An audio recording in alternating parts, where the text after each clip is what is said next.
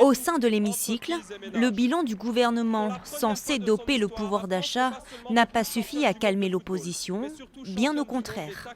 Comptez-vous continuer à faire de votre mandat le jumeau pitoyable de celui de François Hollande, où au final ce sont toujours les travailleurs et les classes moyennes qui payent la note de votre absence de courage et de vos mensonges?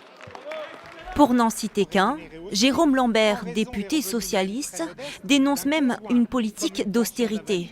Et lorsque la porte-parole du gouvernement prend le micro, elle est interpellée sans cesse par plusieurs rangées de députés. De la même manière, nous avons eu comme ambition de fluidifier le marché du travail. Le résultat est au rendez-vous. Obligeant Richard Ferrand à intervenir.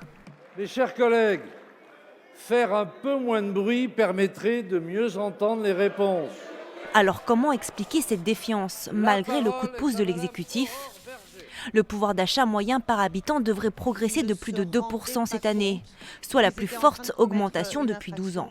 La vraie preuve, la vraie pédagogie, c'est les Français qui vont le ressentir sur leur feuille de pouvoir d'achat ou quand ils verront par exemple qu'ils ne payent plus la taxe d'habitation. Donc c'est la réalité au quotidien qui fait la pédagogie. Le gouvernement est incapable de les financer.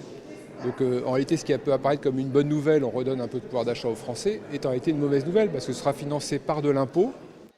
Car le premier bilan des mesures d'urgence annoncées par Emmanuel Macron devrait coûter plus de 10 milliards d'euros. Mais selon Bercy, la réduction du déficit public devrait être respectée.